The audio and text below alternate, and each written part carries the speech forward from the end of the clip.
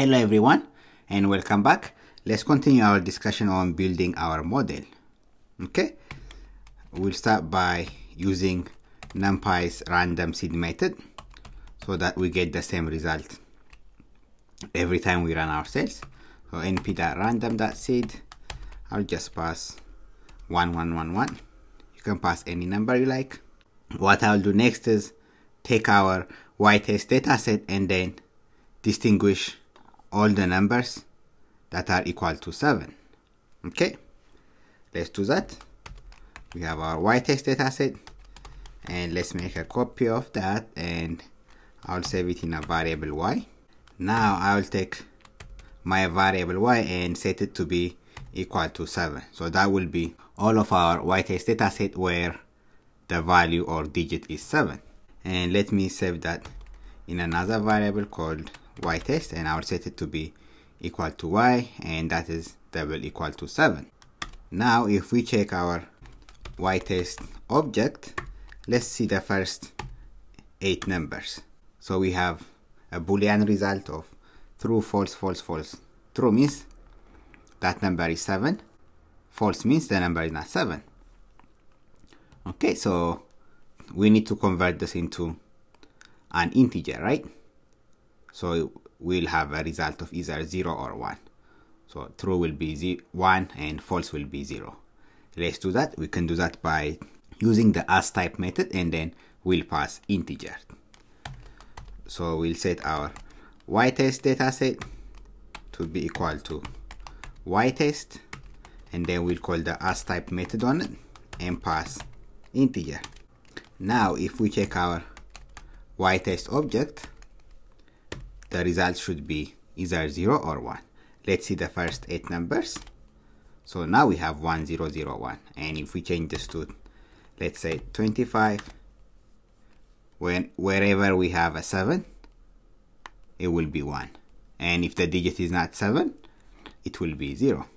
And we can also use the NumPy's unique method that we have seen before. This will give us an array result of 0 or 1, 0 and 1 in our case, right? So np.unique and then pass our y-test object. This will give us an array of 0 or 1. Okay, we're getting closer. Now let us select all of the digits where our output is 7. So what we'll do is we'll take our x-train dataset and we'll index it where our y-train dataset is equal to 7. Okay, and I'll save this in a variable called x_7. So that will be all the numbers which will be labeled 7. And let me make a copy of that and let's do the same for our y-train dataset and we'll save it in a variable called y7 and we'll set that to be equal to our y-train dataset where our y-train dataset is equal to 7. And let's make a copy of that also. So here we are selecting all the digits where our y-train dataset is equal to 7. So from our y-train dataset we are selecting every instance where the digit is 7, and from our x-train dataset we are selecting all our datasets where the y-train dataset is labeled 7. What we'll do next is select all of the instances where the value is 7 from our x-train dataset and from our y-train dataset. So we'll take our x-train dataset and then index the y-train where the value is 7. So whenever the y-train dataset is labeled 7, we'll take that record of x-train. And for the y-train dataset, we'll simply set it to be equal to 7 and then take that. Okay, let's do that. So we have our x-train dataset and then we'll index y-train where y-train is equal to 7 and we'll save this in a variable called x7. Okay, and let's make a copy of that. That way we can distinguish it. And for y-train, we'll take our y-train dataset and index y-train where y-train is equal to 7. And let's make a copy of that and save it in a variable called y7. So this will select all the records where the value is 7 from our entire dataset. Okay, let's run that and let's check the shape of x7 in this case. What do you think the shape of x7 will be? So it will be two-dimensional and it will be about 6200 by 784, where 6200 is the number of records where y-train is labeled 7. Okay, let's run it and see. So 6265 by 784. And what do you think the value of y7 is? So if we call numpy's unique method and then pass y7, we'll see that we'll get an array consisting of only 7, right? So np.unique y7, this will give us an array of 7s because we have only selected records where y-train is equal to 7. Now that we have our x7 and y7, let's also select values where our output is not equal to 7. So we'll do the same thing that we did here, but when the value is not equal to 7. So that way we will select all the records where value is not 7. So to save time, I can copy that and let me rename this to x07. That will be x train, and then we'll index y train, and this will be not equal to 7. Not equal to 7, we'll make a copy, and then for our y not 7, we'll take our y train dataset and index y train where y train is not equal to 7. Okay, let's run this. Similarly, if we check the shape of x not 7, that shape will get, so we have 60,000 records, right? And this will give us about 60,000 minus 6,200 by 784. So about 53,800 by 784. And what do you think will be the unique value for y not 7? So if I run np.unique and pass y not 7, what will I get? Yes, so I'll get all the numbers except 7. So if I run this, I get 0, 1, 2, 3, 4, 5, 6, and then 8, 9. We have about 6,265 records where the value is 7. And what we'll do next is we'll generate a random. Let's generate 6,300 random numbers where the value is not equal to 7. So for that, random none 7 numbers from our dataset. For that, we'll use numpy's random integer method. So np.random.randint. Then we want to select 6,300 random numbers, right? Then we can simply pass the shape of x7, right? x7 that shape, that will be 6,265, right? And then we'll index, so the x7 that shape is 6,265 by 784. So we'll pass this shape and then pass the index 0, which will be the 6,265. So let's do that.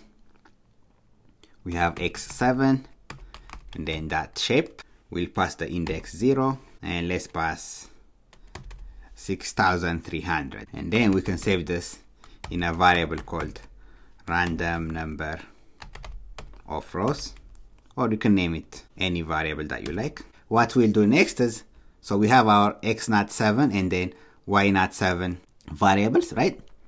So x07, we have 53,000 records, but out of that 53,735 records, we will only select 6,300 randomly. Okay, and we'll do the same for y07. So let's do that.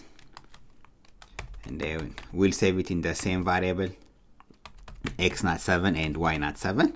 So for x07, we'll take x07 and then simply pass the random number of rows that we defined here.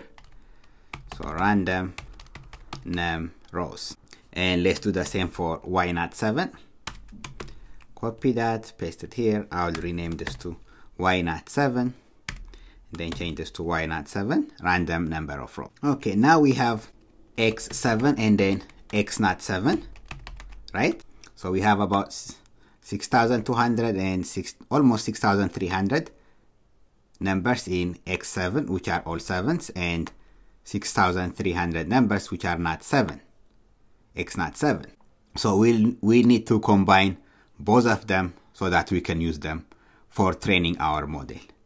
That's what we'll do next. So we'll use NumPy's append method and then simply pass X7 and then X not 7, X not 7.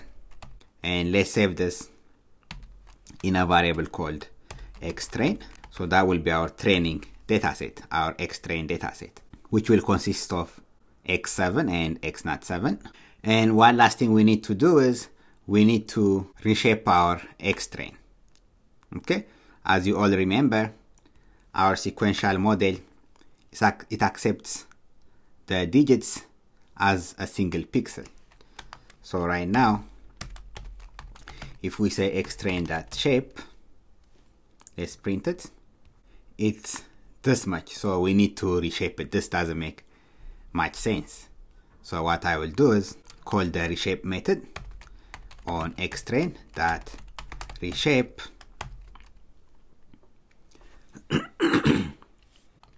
and then we'll take our x7 data shape and then call the shape method and take index 0, and then we'll add x not 7 dot shape index 0, and then we want to make the pixel to 784, right? And let's save this again in a variable xtrain.